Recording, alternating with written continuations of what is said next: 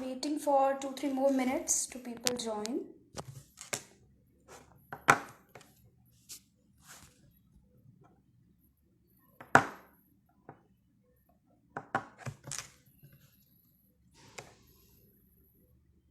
Hello everyone. Hello Vineet.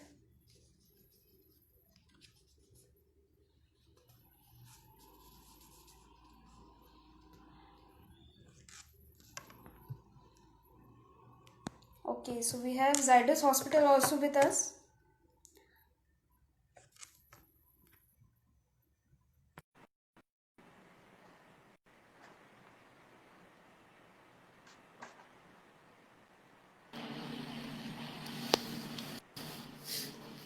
Hello sir, good evening. Good evening. We welcome you on behalf of मारू उदयपुर. हम आपका स्वागत करते हैं मारू उदयपुर फैमिली की तरफ से. Thank you. So, people have started joining us. Let me give me a little bit intro of Dr. Hardik Kotecha. Dr. Hardik Kotecha is presently working with the Zydus Hospital, Ahmedabad. He is MBBS, MD in Medicine, DNB, gastroenterologist and hepatologist. He shares a vast experience. I was going through the experience and I was seeing sir has a vast experience. He is senior resident. He was a senior resident in NM Virani, Walcott Hospital, Rajkot from September 2006 to March 2007. He has also worked as a consultant physician at HD Hospital, Rajkot, Gujarat from April 2007 to May 2008. He was a consultant physician at the Ashirwad Hospital, Rajkot from June 2008 to January 2009. Then he had also worked as a senior doctor at the Department of the Liver Transplantation and Regenerative Medicine Medanta, the Medicity Gurgaon, from March 2012 to April 2013. And he is also associated consultant at the Institute of the Digestive and Hepatobiliary Sciences Medanta, the Medicity Gurgaon, since May 2013. I mean, wow, what experience, sir. Thank you. We welcome you, sir, from... Yeah, sir. So this experience is there, of course, and for the past 5 years, I have been working here at Zydus Hospital. And goal is to improve awareness about liver diseases and other gastrointestinal issues so that less patients, less people fall sick and they require less of doctors. Thank you, sir. So I must tell all our viewers, मैं उदयपुर वासियों को बताना चाहूंगी कि आज हमने ये जो लाइव सेशन कंडक्ट किया है, ये हमने डॉक्टर हार्दिक के साथ इसलिए कंडक्ट किया है because we are creating the awareness on the liver diseases. Liver से रिलेटेड जो भी प्रॉब्लम्स है उनके बारे में आज हम डिस्कस करेंगे और सर से हम काफी सारे क्वेश्चंस पूछेंगे जो आप लोगों ने भी मुझे पर्सनली भेजे थे और मेरे मन में भी कुछ क्वेश्चंस थे और आप लोग चाहें तो हमारे यहाँ पर लाइव सेशन में भी क्वेश्चंस डाल सकते हैं आप लोगों को जो भी प्रॉब्लम्स है. So hopefully the session is very useful और आप लोगों को बहुत कुछ नॉलेज मिलेगा, बहुत सी जानकारी मिलेगी इसके बारे में. So let me start and also I want to thank you Zydus Hospital Ahmedabad ताकि आपने ये अवेयरनेस प्रोग्राम करवाया और हम लोगों को काफी सारा इस चीज से हम लोगों को बेनिफिट मिलने वाला है. जिन लोगों को लिवर की प्रॉब्लम है या जो लोग इसके बारे में जानना चाहते हैं, तो सर मैं आपसे सबसे पहले तो ये पूछना चाहूंगी क्योंकि आज हम लोग लिवर के ऊपर डिस्कस कर रहे हैं, लिवर अवेयरनेस के बारे में डिस्कस कर रहे हैं, तो पहला क्वेश्चन मेरा यही है कि हमारी बॉडी में लिवर क्यों इंपॉर्टेंट है? What is the importance of liver as a organ in our body? So देखो, सबको पता है कि हार्ट क्या करता है, ठीक है ना. हार्ट ब्लड को पंप करता है ताकि पूरे बॉडी में सब जगह ब्लड मिले, ऑक्सीजन मिले. और ऐसे ही लंग्स ऑक्सीजन अंदर लेने के लिए हेल्पफुल है, कार्बन डाइऑक्साइड को बाहर फेंकने के लिए हेल्पफुल है. पर बहुत सारे लोगों को ये नहीं पता है कि लिवर का क्या इंपॉर्टेंस है. ठीक है, लिवर हमारी बॉडी का सबसे बड़ा ऑर्गन है. वो पेट के राइट साइड ऊपर के हिस्से में स्थित होता है. उसका वेट एक एडल्ट में 1.5 किलोग्राम होता है. ठीक है, और वो बहुत सारे कॉम्प्लिकेटेड फंक्शंस करता है बॉडी में. अगर हम लिस्ट बनाया जाए तो 400-500 अलग अलग फंक्शंस है जो लिवर करता है. ठीक है, 400 to 500 functions. सो यस, सो देखो ऐसा है कि अगर हमें अपने घर में हम सोचे।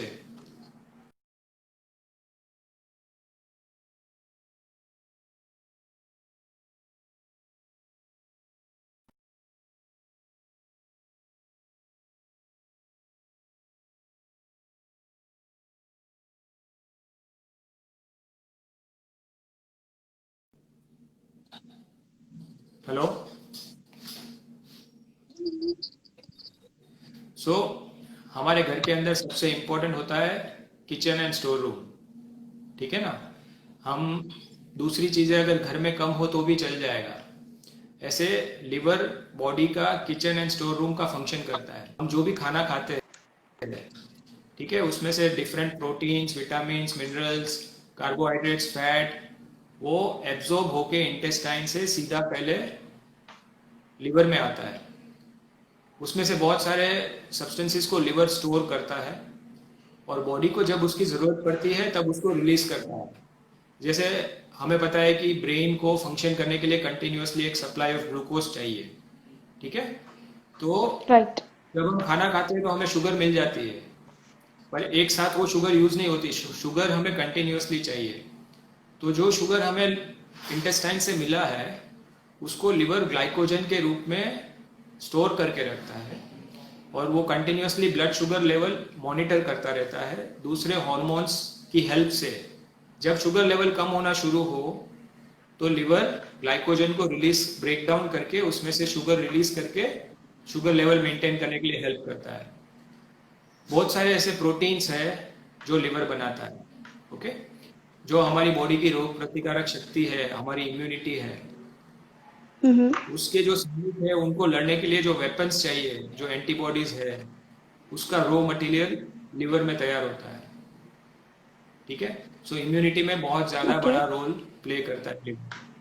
हम जो भी खाना खाता है, खाना खाते हैं उसमें खाने के साथ जो हमारी बॉडी के लिए अच्छा है वो सब्सटेंसेस के साथ बहुत सारे पॉइजनस सब्सटेंस भी हम बहुत बार खा लेते हैं। वो राइट। सारे सब्सटेंसेस को फिल्टर करने का काम लिवर करता है, क्योंकि पहले इंटेस्टाइन से सारा ब्लड लिवर में आता है। लिवर उन सबको फिल्टर करता है, जो भी टॉक्सिन्स है, पॉइजनस सब्सटेंसेस है, उसको वो रिमूव कर देता है और वो फिल्टर्ड ब्लड ही बाद में बॉडी में एंटर होता है। तो जो एक्सटर्नल एनवायरनमेंट है और हम्म। हमारी बॉडी का इंटरनल एनवायरनमेंट है, उस बीच के अंदर लिवर एक ढाल की जैसे एक्ट करता है to protect our body from many poisonous substances and toxins. फिर लिवर बाइल बनाता है जो पित्त बोलते हैं हम हिंदी में, ठीक है ना। और जी। जैसे इंटेस्टाइन जूस है डाइजेशन के लिए इम्पोर्टेंट, या पैंक्रियाज में हम्म। से पैंक्रियाटिक बनता है, ऐसे ही बाइल जो रिलीज होता है लिवर में से इंटेस्टाइन में, वो बहुत सारे फूड को डाइजेस्ट करने के लिए हेल्पफुल है। तो फैट डाइजेशन के लिए बाइल की ज़रूरत होती है। तो पैंक्रियाटिक जूस के साथ बाइल जूस मिक्स होके उसको डाइजेस्ट करता है ताकि हम, वो डाइजेशन में हेल्प करता है ताकि वो हम उसको एब्जॉर्ब कर पाए। और बहुत सारे जो पॉइजनस सब्सटेंसेस है वो बाइल में एक्सक्रीट हो जाते हैं, उसको जो गंदी चीज़ें अंदर बॉडी में आई है वो बाइल के थ्रू निकल के वापस हम उसको एक्सक्रीट कर पाते हैं। ऐसे लिवर बहुत सारे फंक्शंस करता है। जी, जी sir. Thank you so much. आपने बहुत इम्पोर्टेंस बताई हमें लिवर की कि why liver is a important part in our body. Sir following the questions I want to ask you कि जॉन्डिस के क्या कारण होते हैं? What are the causes of jaundice? हाँ, सो देखो, लीवर में जब सूजन आती है तो जॉन्डिस होता है, ठीक है। अगर हम जॉन्डिस के कारण समझने जाए एज अ डॉक्टर, मैं अगर आपको बताऊं तो उसको हम तीन पार्ट्स में डिवाइड कर सकते हैं। एक ही कि जो लिवर में सूजन नहीं आई है, जो 6 मंथ से कम ड्यूरेशन की है, ठीक है, ओके। उसको एक्यूट हेपेटाइटिस बोलते हैं। दूसरा है कि जिसमें लिवर में सूजन लंबे अरसे से चल रही है, 6 महीने से ज़्यादा, साल, 1.5 साल, 2 साल, 10 साल, 20 साल, वो सारी कंडीशंस आती है क्रॉनिक हेपेटाइटिस में।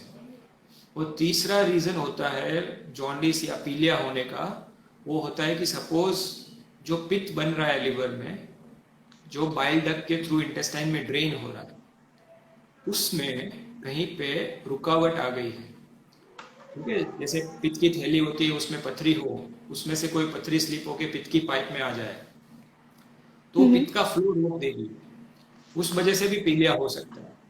या पित्त की पाइप में कोई कारण सर स्ट्रक्चर बन गया है, वो सिकुड़ गई है, वो कैंसर की वजह से भी हो सकता है, या बहुत सारे दूसरी हम्म। कंडीशंस होती है जिसमें सूजन आके वो सिकुड़ जाती है, तो भी पीलिया हो जाता है। जो ये ऑब्स्ट्रक्टिव जॉन्डिस है उसका ट्रीटमेंट बिल्कुल अलग होता है। जो कॉमनली सबसे ज्यादा जो लोगों को पीलिया होता है जो एक्यूट हेपेटाइटिस है, उसमें इंडिया में हम्म। सबसे इम्पोर्टेंट कारण है वायरल हेपेटाइटिस ए और हेपेटाइटिस ई।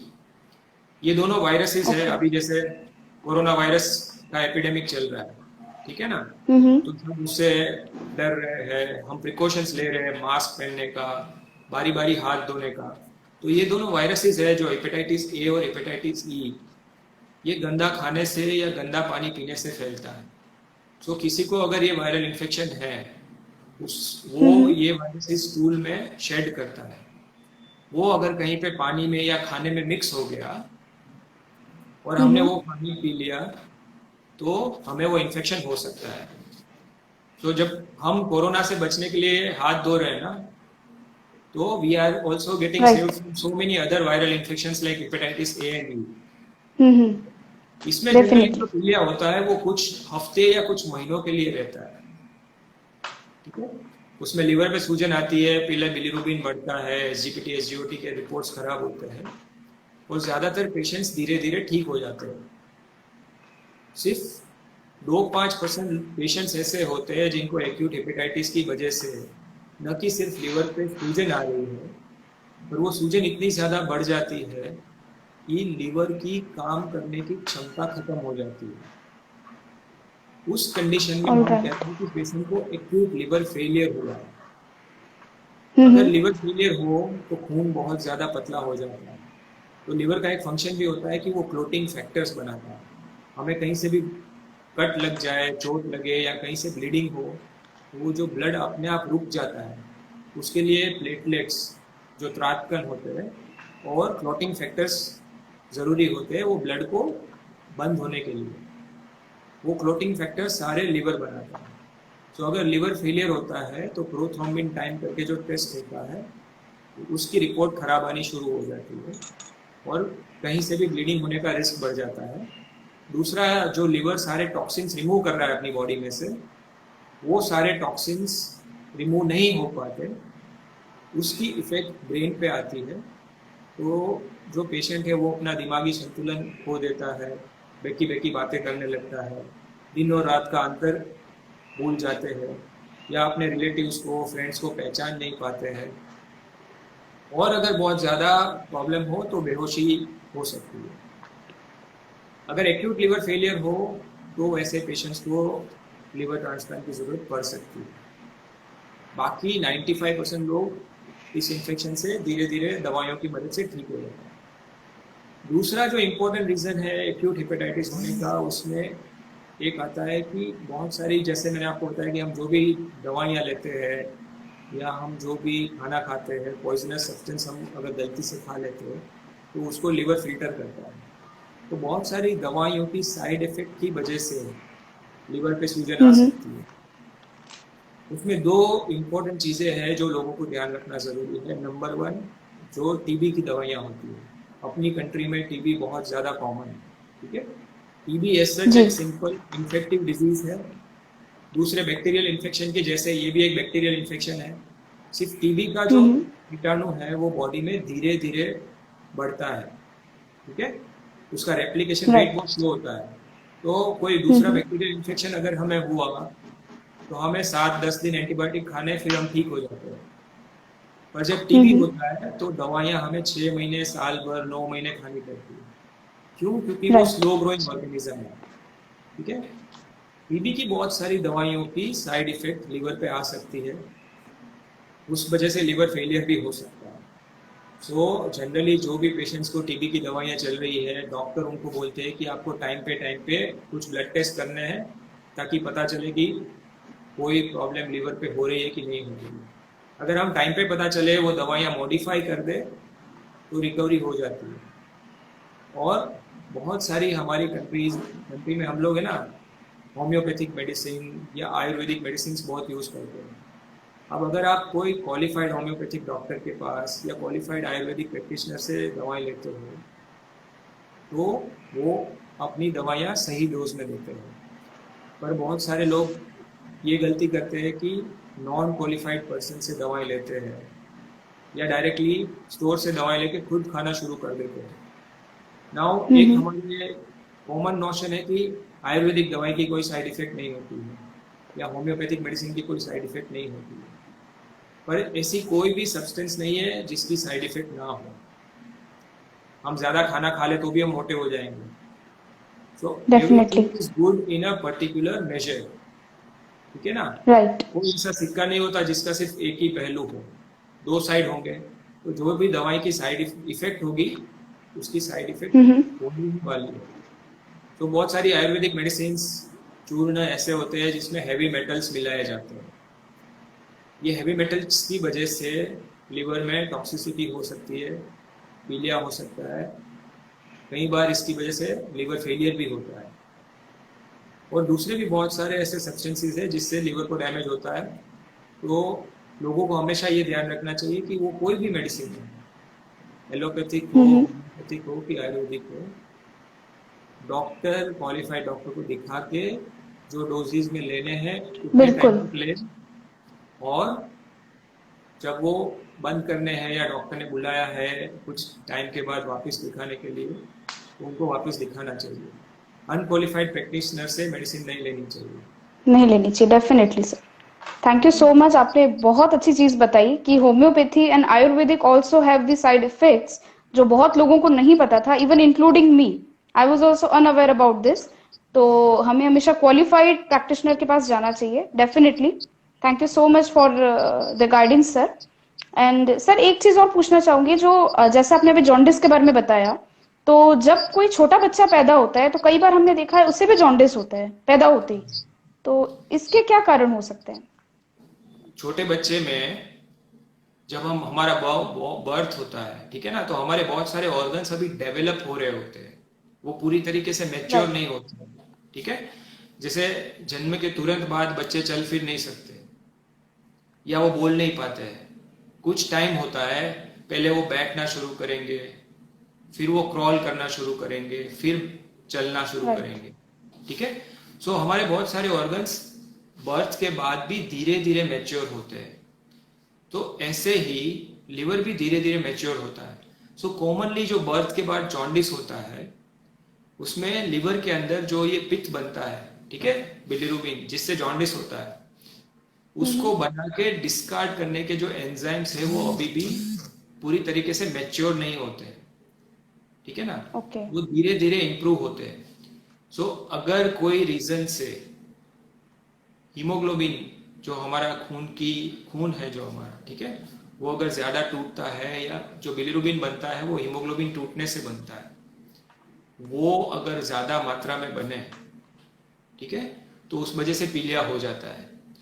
उस कंडीशन में जनरली डॉक्टर्स एक लेवल तक तो वेट करते हैं।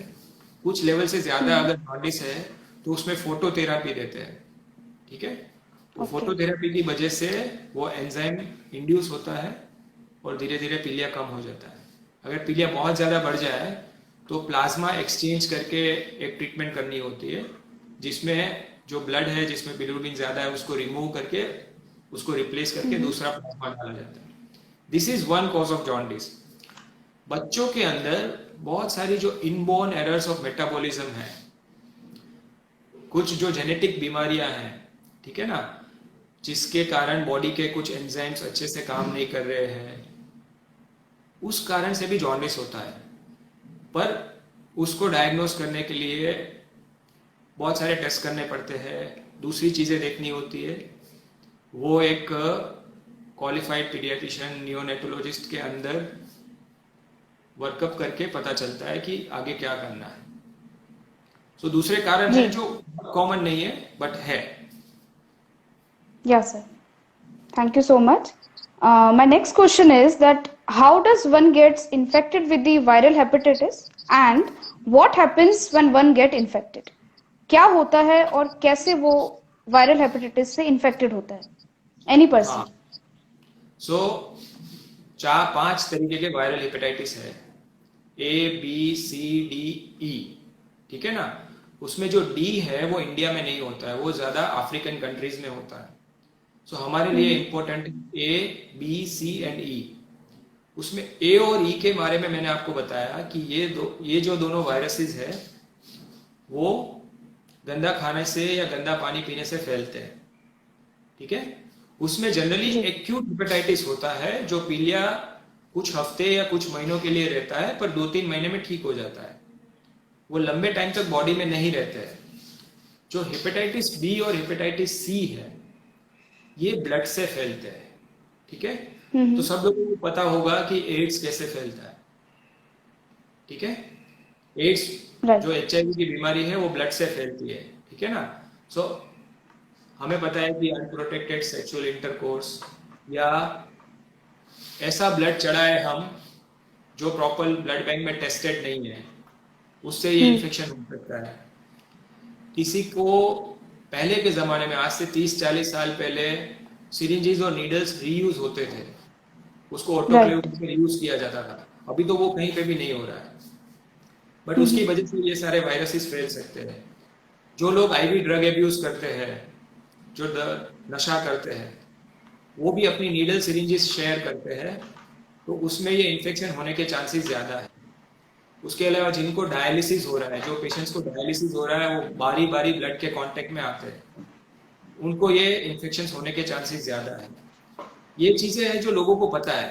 उसके अलावा बहुत सारी दूसरी चीज़ें हैं, जैसे आप रेजर शेयर करो, अपने नेल कटर शेयर करो, ठीक है। हम जब नेल कट करते हैं तो नॉर्मली वो ब्लड के कांटेक्ट में नहीं आता, बट कहीं कहीं चोट लगी है तो वो भी ब्लड के कांटेक्ट में आ जाता है, ठीक है। राइट। टूथब्रश जो घर पे यूज होता है, तो ये सारी चीजें शेयर करने से, टाटू कराने से, अगर आप ऑथोराइज सेंटर पे टाटूइंग नहीं कराते हो, वो अपनी नीडल्स को ऑटोक्लेव या रीप्रोसेस अच्छे से नहीं कर रहे हैं या नई नीडल्स नहीं यूज कर रहे हैं, तो भी ये इन्फेक्शन होता है। लोग ईयर पियर्सिंग कराते हैं, नोज पियर्सिंग कराते हैं, ठीक है ना। उसमें भी अगर स्टेराइल नीडल्स नहीं यूज हो रही है तो उससे भी ये इन्फेक्शन फैल सकता है। तो ये छोटी छोटी चीजें हैं जिसका अगर हम ध्यान नहीं रखें तो वायरल हेपेटाइटिस बी और हेपेटाइटिस सी आ सकते हैं। राइट। नाउ जो एक और इम्पोर्टेंट चीज है कि हेपेटाइटिस बी और हेपेटाइटिस ए की हमारे पास वैक्सीन है, ठीक है। अभी सब कोविड की वैक्सीन ढूंढ रहे हैं, ऐसे हेपेटाइटिस ए और बी की वैक्सीन है। उसके सिर्फ 3 डोज लेने होते हैं। नॉर्मली सब लोगों को ये वैक्सीन लेनी चाहिए। अब से लेके कुछ साल पहले तक ये वैक्सीन गवर्नमेंट रिकमेंडेशन नहीं थी, बट अभी जो भी बच्चे हैं, जो न्यूबॉर्न बेबीज होते हैं, उनको जो वैक्सीनेशन किया जाता है उसमें हेपेटाइटिस ए और बी इंक्लूडेड है, तो सब बच्चों को इनका वैक्सीन मिल जाता है। बट जो एडल्ट है, जो 20 साल से बड़े हैं, उसमें से बहुत सारे ऐसे लोग हैं जिन्होंने हेपेटाइटिस बी या हेपेटाइटिस ए की वैक्सीन नहीं ली है। तो आप डॉक्टर के पास जाके सिर्फ अपना ब्लड टेस्ट करा के जान सकते हो कि आपको ये इन्फेक्शन है कि नहीं है। अगर इन्फेक्शन है तो एक क्वालिफाइड गैस्ट्रोएंटरोलॉजिस्ट को दिखाना चाहिए। अगर नहीं है इन्फेक्शन तो कोई भी जनरल प्रैक्टिशनर MBBS डॉक्टर भी आपको हेपेटाइटिस बी का वैक्सीन दे सकता है और उससे हम इस बीमारी से बच सकते हैं। अगर इंडिया की जी। बात करें तो हेपेटाइटिस बी और हेपेटाइटिस सी का टोटल प्रेवलेंस 2 से 4% है। मतलब 100 लोगों ओके। में से 2 या 4 लोग ऐसे होंगे जिनको ये इन्फेक्शन ऑलरेडी है। और ये क्रॉनिक हेपेटाइटिस है, तो इसमें इन्फेक्शन ब्लड में 6 महीने से ज़्यादा टाइम तक रहता है। ज़्यादातर मरीजों में लिवर खराब होने में 10 साल, 20 साल, 30 साल लग जाते हैं।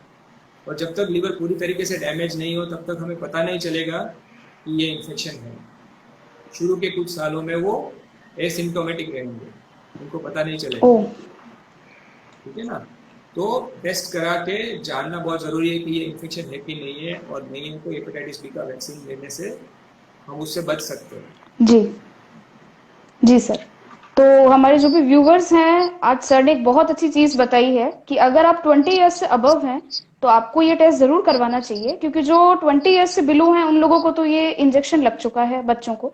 लेकिन अगर आप 20 ईयर्स अबव हैं, और मैं भी जल्दी जाऊंगी सर, बिल्कुल आपने बहुत अच्छी चीज बताई, तो हम लोग भी इसका टेस्ट करवाएंगे एक बार।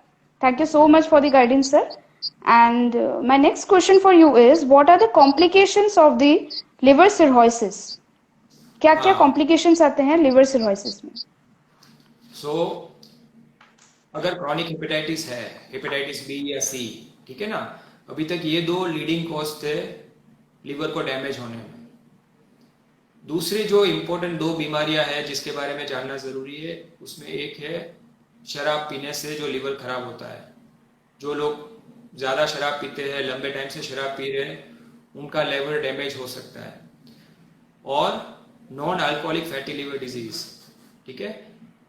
हम लोगों में से बहुत सारे लोग हैं जो ओबीज है, जिनका वेट ज्यादा है, जिनको डायबिटीज है, ब्लड प्रेशर है, खून में कोलेस्ट्रॉल की मात्रा ज्यादा आ रही है, ठीक है। इन सारे लोगों को रिस्क होता है फैटी लिवर होने का, क्योंकि बॉडी में फैट ज्यादा है, वही फैट लिवर में ज्यादा एकत्रित होता है। शुरू में जरूरी नहीं है कि उससे लिवर को डैमेज हो, बट जैसे जैसे टाइम जाता है वो ज्यादा फैट की वजह से लिवर में सूजन आती है, और धीरे धीरे उससे लिवर में फाइब्रोसिस होता है, स्कार टिश्यू बनता है, और फिर वो सिरोसिस होता है। सो शुरू का रीजन कुछ भी हो, हेपेटाइटिस बी, हेपेटाइटिस सी हो, या non alcoholic fatty liver disease हो, या अल्कोहलिक लिवर डिजीज, ये चार बहुत इंपॉर्टेंट रीजन है सिरोसिस होने के। उसके अलावा बहुत सारे दूसरे रीजन है जो ज्यादा इंपॉर्टेंट नहीं है लोगों को जानना। पर ये चारों में से कोई भी प्रॉब्लम की वजह से अगर लिवर में डैमेज हो रहा है, और वो लिवर डैमेज 10-20 साल से चल रहा है, तो लिवर में स्कार टिश्यू बनता है। जैसे हमें कहीं पर चोट लगता है, डॉक्टर उसमें स्टिच लेके घाव तो भर जाता है, बट वहां पे नॉर्मल स्किन नहीं होती है, ठीक है ना, राइट। वहां पे स्कार टिश्यू बन जाता है। ऐसे लिवर को जब बारी बारी नुकसान होता है, तो लिवर के अंदर बहुत ज्यादा स्कार टिश्यू बन जाता है, और जो नॉर्मली लिवर एकदम स्मूथ होता है, सॉफ्ट होता है, वो रिप्लेस होके लिवर सिकुड़ जाता है, और वो हार्ड और नोड्यूलर बन जाता है। जब ये कंडीशन हो तो लिवर सिरोसिस कहा जाता है। उसके बाद बिकॉज लिवर काम नहीं कर रहा है ठीक से, बहुत सारे कॉम्प्लिकेशन होते हैं, और लिवर नहीं काम करने की वजह से almost all organs of our body can get affected. तो पेट में पानी भर सकता है, पैरों में सूजन आ सकती है, लिवर के अंदर जो खून की नस जाती है उसमें प्रेशर बढ़ जाता है, क्योंकि लिवर डैमेज है। उस वजह से फूड पाइप, हमारी इसोफेगस, अन्न नली के अंदर या स्टमक के अंदर खून की नसें फूल जाती है। एक लिमिट के बाद अगर उसमें प्रेशर बढ़ जाए तो उसमें से ब्लीडिंग शुरू हो जाती है, जिससे खून की उल्टी हो सकती है, या स्टूल में ब्लड जा सकता है। दिमाग की संतुलन बिगड़ सकता है, जैसे मैंने आपको बताया कि बेहोशी, गफलत हो सकती है।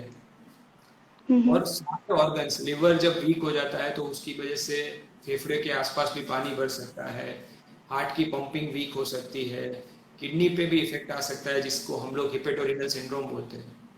तो बहुत सारे कॉम्प्लिकेशंस हो सकते हैं। एक और इम्पोर्टेंट कॉम्प्लिकेशन है सिरोसिस में, लंबे टाइम डैमेज होने की वजह से लिवर के अंदर कैंसर की गांठ भी बन सकती है। तो ये सारे कॉम्प्लिकेशंस है जो सिरोसिस यानी एंड स्टेज लिवर डिजीज में होते हैं।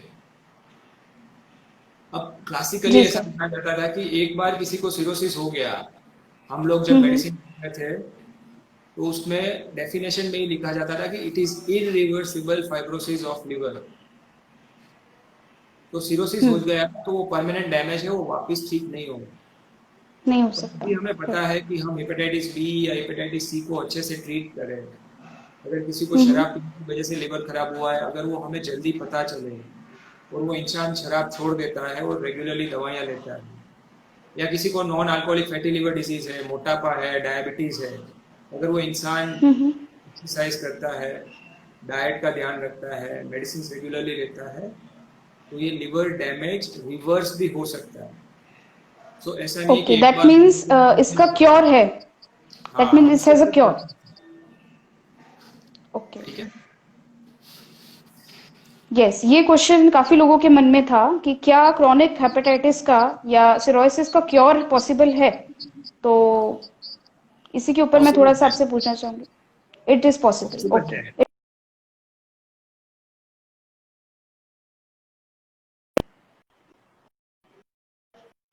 Okay, depends on the time, but it's हाँ। क्योरेबल। सो अगर हमें ओके। जल्दी पता चले, और लिवर डिजीज में यही होता है कि लिवर की खुद की रिजर्व कैपेसिटी बहुत ज्यादा होती है। तो जब क्रॉनिक जी। हेपेटाइटिस हो तो 80-90% लिवर डैमेज नहीं होता जब तक, तब तक हो सकता है हम्म। कि उस को कोई प्रॉब्लम नहीं होगी, वो बिल्कुल नॉर्मल चलता फिरता होगा। ठीक है ना। शुरू में सिर्फ वीकनेस लगना, ज्यादा थकावट होना, भूख कम लगना, काम काम नहीं कर पाना, ये सारे सिम्टम्स होंगे जो बहुत सारे लोग समझ नहीं पाते कि ये लिवर की वजह से है। राइट। जब सिरोसिस तो बहुत सर कॉम्प्लिकेशन इंडिया होता है। में, या हाँ। So what can be the leading causes in India. Bharat में इसके क्या बेसिकली कॉजेज हैं। दो इंपॉर्टेंट चीजें हैं। शराब पीने की वजह से लिवर खराब होना, और दूसरा नॉन जी। Alcoholic fatty liver disease. अगर हम इंडिया में जी। प्रिवलेंस देखें, क्योंकि अभी हमारी लाइफस्टाइल भी वेस्टर्न कंट्रीज जैसी हो गई है। इंडिया में भी राइट। मोटापा बहुत ज्यादा कॉमन हो रहा है, डायबिटीज बहुत ज्यादा कॉमन है। So fatty liver, definitely. Non alcoholic fatty liver disease is one of the leading causes of liver disease in India. अगर आप फैटी लिवर का प्रिविलेंस देखो इंडिया में, तो 10 से 20% प्रिविलेंस है। उसका मतलब कि 10 में से एक या दो बंदे हैं जिनको ऑलरेडी फैटी लिवर है। ओ। ये सबको परेशान करेगा ऐसा जरूरी नहीं है। ठीक है। हम्म। बट आप पॉपुलेशन वाइज देखो तो इतनी बड़ी पॉपुलेशन में इतने सारे लोगों को फैटी लिवर है। तो एक टाइम पे हेपेटाइटिस बी और हेपेटाइटिस सी ही लीडिंग कॉज थे। ठीक है। जी। Liver damage. पर अभी alcoholic liver disease and non alcoholic fatty liver disease are more common. Okay. Hepatitis B की हमारे पास वैक्सीन है, उसकी हमारे पास बहुत सारी मेडिसिन है, जिससे हम उसको इजीली कंट्रोल कर हम्म। सकते हैं। जी सर। हेपेटाइटिस बी में पहले जो मेडिसिन आती थी उसमें इंजेक्शन लेने पड़ते थे, वो लंबे टाइम हम्म। तक लेने पड़ते थे, साल 1.5 साल, और वो काफी कॉस्टली भी था। प्लस हम्म। उसको ट्रीट करने में सिर्फ 50 to 70% लोगों को ही वायरस क्योर होता था। जबकि अभी हेपेटाइटिस सी में हमारे पास बहुत सेफ टैबलेट्स है, मेडिसिन जो नहीं आई है, जो लास्ट हम्म। 5 साल से है, वो सिर्फ टैबलेट्स के रूप में देनी होती है, और 3 से 6 महीने ही दवाई खानी होती है। तो जैसे हम टीबी का इलाज करते हैं, हम्म। ऐसे हेपेटाइटिस सी किसी को है तो हम उसको 3 महीने 6 महीने सिर्फ ओरल मेडिसिन दे के ट्रीट कर सकते हैं, जिसमें 95 to 98% लोग ठीक हो जाते हैं। तो इन दो ओके। वायरसेस के सामने लड़ना आसान है। पर हम्म। अल्कोहलिक लिवर डिजीज और non alcoholic fatty liver disease ये ऐसी बीमारियां हैं जिसमें पेशेंट को जागरूक होना बहुत जरूरी है। जी क्योंकि कोई बिल्कुल बंदा सर। अगर शराब पी के लिवर खराब कर रहा है, तो हमारे पास ऐसी दवाई नहीं है कि वो शराब पी पाएगा और लिवर ठीक रहेगा। ठीक ठीक है। होगा, डेफिनेटली सर। अगर घर ओके। में आग लगी एक है। व्यूअर, जी जी, one viewer has asked some question, are you from the Rajasthan hospital. No, he is not from the Rajasthan hospital, doctor is from Zydus hospital Ahmedabad.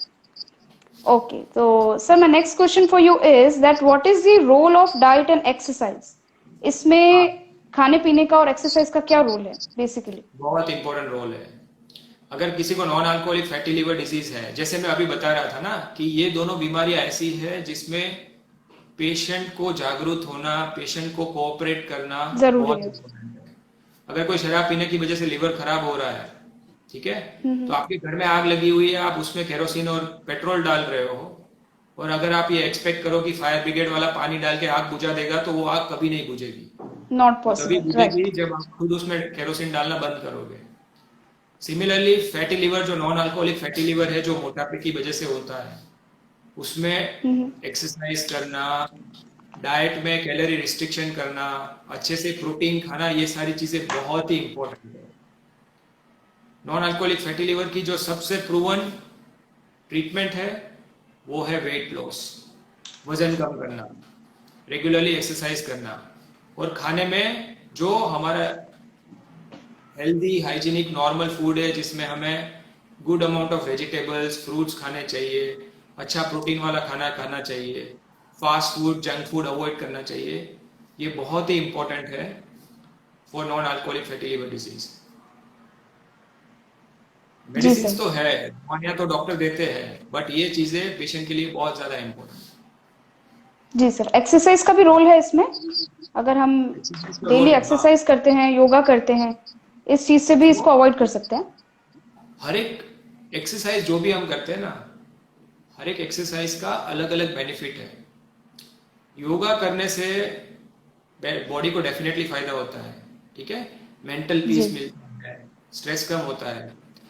But जब कोई किसी को मोटापा है तो सिर्फ योगा करने से वेट लॉस नहीं होगा। वेट लॉस करने राइट। के लिए हमें कैलोरीज बर्न करनी जरूरी है, ठीक है। उसके लिए जी। जितनी भी कार्डियक एक्सरसाइजेज है ना, walking, swimming, cycling, jogging, running, outdoor right. Games खेलना, फुटबॉल, वॉलीबॉल, क्रिकेट, कुछ भी खेलो, ठीक है। इस सारी चीजों पे, ये सारी चीजें करने से वेट लॉस होता है। आप जिम जाके ट्रेडमिल पे भागो, क्रॉस ट्रेनर पे भागो भागो, तो वेट लॉस होता है। वेट बेरिंग एक्सरसाइजेज जितनी भी होती है, वेट लिफ्टिंग करते हैं हम लोग, वो सारी चीजों से हमारा मसल मास इंप्रूव होता है, स्टेमिना बिल्ड होता है। वेट लॉस नहीं होता उससे। वेट लॉस करने जी। के लिए कार्डियक एक्सरसाइज करनी जरूरी है। डेफिनेटली। तो सर, इसकी लिवर प्रॉब्लम्स की जो वैक्सीन्स है उसके बारे में आप कुछ बताना चाहेंगे? Can you highlight some points that what are the vaccines available in India, और क्या वैक्सीन्स डॉक्टर ज्यादातर प्रिस्क्राइब करते हैं सो लिवर जो प्रॉब्लम्स दो में? वायरसेस है, हेपेटाइटिस ए और हेपेटाइटिस बी, इन दोनों की वैक्सीन अवेलेबल है। ये बच्चों में भी लगा सकते हैं, एडल्ट्स में भी लगा सकते हैं। जनरली हमें सिर्फ 3 डोज लेने होते हैं, ठीक है। पहला डोज लिया, उसके 1 महीने बाद दूसरा डोज लेना होता है, और उसके 6 महीने बाद तीसरा डोज लेना होता है। इससे हमें ये दोनों वायरसेस से अच्छा खासा प्रोटेक्शन मिल जाता है। अगर कुछ लोग ऐसे हैं, जैसे हम लोग डॉक्टर्स हैं, नर्सिस हैं, या ऐसे लोग हैं जो ये इन्फेक्शन से ज़्यादा संक्रमित होने के चांसेस होते हैं, या किसी के फैमिली में हेपेटाइटिस बी है, किसी के हस्बैंड को या वाइफ को हेपेटाइटिस बी है, तो उसको आ सकता है। उस केसेस में हम लोग पेशेंट को ये एडवाइस करते हैं कि आपने एक बार डोज ले लिया, फिर आपको हम्म। हर 5 साल में एक बार एक ब्लड टेस्ट करना चाहिए, जिससे हमें पता चलेगा कि ये वैक्सीन अभी बॉडी में कितनी काम कर रही है। उसके हम जी। टाइटर मेजर करते हैं, एंटी एचबीएस टाइटर। अगर वो टाइटर हम्म। मोर देन 100 है तो it is almost 99% protective. Suppose हमें लगे कि वो टाइटर कम हो रहा है और वायरस के अगेंस्ट बॉडी की इम्यूनिटी धीरे धीरे कम हो रही है, तो हम एक हम्म। बूस्टर डोज देके वापस उस टाइटर को बढ़ा सकते हैं, ठीक है। जी। सो ये दोनों दोनों वायरसेस के अगेंस्ट वैक्सीन अवेलेबल है। Vaccine is very very safe. Side effects बहुत ही कम होते हैं वैक्सीन के, प्रैक्टिकली नेग्लिजिबल। उसका हम्म। कॉस्ट भी ज्यादा नहीं है, बहुत ही सस्ती होती है दोनों वैक्सीन। सो सबको लेनी चाहिए। सबको सिर्फ हेपेटाइटिस बी सरफेस एंटीजन का टेस्ट करना है, नेगेटिव है तो everybody should get vaccinated. Yes, sir. Thank you so much. And the most important question of today's session, जो काफी लोगों की मेरे पास क्वेरीज भी आई थी, कि लिवर ट्रांसप्लांट क्या होता है बेसिकली, और किससे रिक्वायर्ड होता है, और ये बेसिकली है क्या, लिवर ट्रांसप्लांट क्या चीज है? सो देखो, हमारी बॉडी में लिवर एक ऐसा ऑर्गन है, आपको, हमारी अगर उंगली में चोट लग जाए और उंगली कट जाए तो वो उंगली हम्म। वापस नहीं आएगी, नहीं आ सकते, बिल्कुल। ठीक है। किसी को डायबिटीज की वजह से या चोट लगने की वजह से अगर गैंग्रीन हुआ है और पैर काटना पड़ता है, तो वो पैर जी। वापस नहीं आएंगे, ठीक है। बट लिवर एक ऐसा ऑर्गन है जो रीजनरेट करता है हमारी बॉडी में। जैसे छिपकली होती है ना, जी जी। छिपकली की अगर आप बिल्कुल। पूंछ काट दो तो वो पूंछ वापस बन जाती है। जी। ऐसे ही लिवर रीजनरेट करता है। तो ये हम्म। बहुत इंपॉर्टेंट चीज है समझने के लिए। अब अगर किसी राइट। का लिवर परमानेंटली डैमेज हो गया है, हम्म। एक्यूट लिवर फेलियर, पीलिया हुआ और उसमें इतना पीलिया बढ़ गया कि लिवर फेल हो गया, पेशेंट को बेहोशी गफलत हो गई, उस हम्म। कंडीशन में अगर हम इमीडिएटली लिवर ट्रांसप्लांट नहीं करते तो पेशेंट के बचने के चांसेस कम हो जाते हैं, ठीक है। उसमें बहुत सारे रिपोर्ट्स और बहुत सारी चीज़ें हम देखते हैं कि ये दवाई से ठीक होगा कि नहीं होगा, पर अगर ज़रूरत है और टाइम पे ट्रांसप्लांट नहीं हुआ तो हम पेशेंट को नहीं बचा पाते। जब सिरोसिस एडवांस हो जाए है, सिरोसिस की वजह से पेट में पानी भरने लगे, उनकी उल्टियाँ हो, बेहोशी गफलत हो, या सिरोसिस के साथ लिवर में कैंसर हो जाए, उस कंडीशन में भी लिवर ट्रांसप्लांट करना जरूरी हो जाता है। अब जब ट्रांसप्लांट करते हैं तो जो लिवर डैमेज हो गया है उसको डॉक्टर वो डैमेज लिवर को बॉडी में से रिमूव कर देते हैं, ठीक है। ओके। और दो तरीके से ट्रांसप्लांट होता है। एक कि सपोज किसी किसी को ब्रेन डेड हो गया है कोई पेशेंट, ठीक है, हम्म। रोड एक्सीडेंट में या फॉर एनी रीजन पेशेंट को ब्रेन में इतनी चोट लगी है या ब्रेन में इतना डैमेज हुआ है कि हम्म। पेशेंट ब्रेन डेड हो गया है, ठीक है। तो हम लोग न्यूज़पेपर में पढ़ते हैं ना, उसने अपने ऑर्गन्स डोनेट किए। राइट। तो ऐसे जी। अगर कोई कैडेवर ऑर्गन डोनेशन होता है तो उसका लिवर, जिस पेशेंट का लिवर खराब है उसमें फिट कर सकते हैं, दैट इज कैडेवर जी। Liver transplant. दूसरा होता है कि हमारे सब जगह दुनिया में और इंडिया में उतने कैडेवर ऑर्गन्स नहीं मिलते जितने लोगों को लिवर ट्रांसप्लांट चाहिए। तो बहुत सारे हम्म। डॉक्टर, बहुत सारे एनजीओज ऑर्गन डोनेशन के लिए बहुत सारी एक्टिविटीज करते हैं, पर अगर राइट। ऑर्गन नहीं है, ठीक है, तो जो पेशेंट है जिसको एक्यूट लिवर फेलियर हुआ है या जिसको सिरोसिस की वजह से एंड स्टेज लिवर डिजीज हो गई है और जिसको हम्म। ट्रांसप्लांट करने की जरूरत है, उसके फैमिली में से कोई अगर अपना आधा लिवर डोनेट करता है, ठीक है, हम्म। तो डॉक्टर क्या करते हैं कि जो डोनर है, जो नॉर्मल इंसान है, हम्म। जैसे बहुत सारे लोग किडनी डोनेट करते हैं ना, तो राइट। एक किडनी हम्म। डोनेट किया तो दूसरी किडनी से जिंदगी चल सकती है, जी। ठीक है। ऐसे डॉक्टर लिवर का आधा हिस्सा रिमूव करते हैं जो डोनर हम्म। होता है उसमें से, और वो हम्म। आधा हिस्सा पेशेंट के अंदर डाल देते हैं, ठीक है। अच्छा। तो जी। उसके बाद क्योंकि लिवर रीजनरेट कर जाता है, तो जो डोनर का लिवर छोटा हो गया है वो भी बड़ा होके 1.5-2 महीने से लेके 6 महीने में वापस फुल साइज का हो जाएगा। वापस फुल हो जाएगा। या। और जो रिसिपिएंट है जिसको पहले लिवर की बीमारी थी उसको एक नया हम्म। लिवर मिल सकता है जिससे उसकी नई जिंदगी शुरू हो जाती है।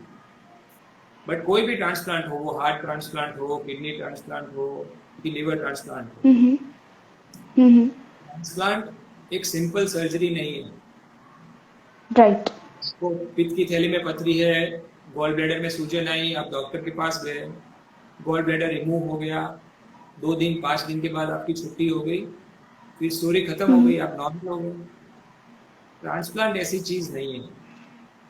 हम पेशेंट के अंदर दूसरे पर्सन का लिवर डालते हैं तो बॉडी उसको रिजेक्ट करता है, ठीक है, बॉडी हम्म। उसको इजीली एक्सेप्ट नहीं करेगा। तो जिनका भी ट्रांसप्लांट होता है उनको लाइफ लॉन्ग इम्यूनोसप्रेशन दवाइयाँ लेनी होती है और लाइफ लॉन्ग उनको डॉक्टर को दिखाना पड़ता है, ठीक है। तो जी। Because it is a complicated surgery, उसमें खर्चा भी हम्म। ज़्यादा है और उसके बाद भी हम्म। लाइफ लॉन्ग पेशेंट को दवाइयाँ लेनी होती है। ये लोगों को जानना बहुत ज़रूरी है। जी। तो सर जैसे अगर सपोज किसी ने अपनी डेथ के बाद डोनेट किया है ऑर्गन, कि after my death I have want to donate, तो वो मैच उनको करना पड़ता है कि किसी का भी आप लिवर दे सकते हैं? तो लिवर में हम ब्लड ग्रुप मैच करते हैं, ठीक है। और हम्म। अगर किसी का ब्रेन डेड होता है, किसी ने अपना नाम लिखा है कैडेवर में, तो हम्म। हर एक स्टेट में, इंडिया में, हर एक जगह पे ऑर्गन डोनेशन की एक पॉलिसी होती है। जी। उसके थ्रू जो नेक्स्ट वेट लिस्ट में जो पेशेंट है हम्म। उसको ये लिवर या किडनी मिलता है, ओके। ठीक है। सो जी। जी। एवरीथिंग जी। गो थ्रू प्रॉपर चैनल, उसमें बहुत सारे रूल्स होते हैं, हम्म। गवर्नमेंट रेगुलेशंस होते हैं जिसके अंदर ये हम्म। प्रोसेस। जी, जी, बिल्कुल, बिल्कुल सर। जैसे मैं आपको शेयर करना चाहूंगी, मैंने भी मेरा लिवर फॉर्म फिल कर रखा है, नोटो में रजिस्टर्ड है वो, जो नेशनल ऑर्गन डोनेशन है, तो उसमें मैंने भी अपना लिवर डोनेट कर रखा है. So that's why I was asking you this last question. It is a very good thing that you have done. It is a very noble thing. Thank you so much sir. तो sir आज का session बड़ा जल्दी complete हो गया और आपने बहुत कुछ हमें बताया, बहुत कुछ नॉलेज दिया और काफी ऐसी चीजें भी बताई जो मैं भी अनअवेयर थी इन चीजों के बारे में, और काफी उदयपुराइट्स भी अनअवेयर थे. तो thank you so much sir. जाते जाते सर क्या आप कुछ मैसेज देना चाहेंगे कुछ लोगों को जो अल्कोहल अभी भी कंज्यूम करते हैं लिमिट से ज्यादा क्वांटिटी में, उनको, और एक मैसेज उदयपुराइट्स के लिए भी. सो देखो, अल्कोहल या लोग तंबाकू खाते हैं, स्मोकिंग करते हैं, ये सारी चीजें हमारी बॉडी के लिए अच्छी नहीं है. उससे हमें शॉर्ट टर्म प्लेजर मिलता है, ठीक है ना. तो जहां तक हो सके हमें उसको अवॉइड करना चाहिए, ठीक है. और स्पेशली अगर कहीं पे भी लिवर की कुछ भी प्रॉब्लम हो तो 100%, अगर किसी को कोई दूसरे रीजन से भी लिवर डिजीज है तो 100% उनको शराब नहीं पीनी चाहिए. जी.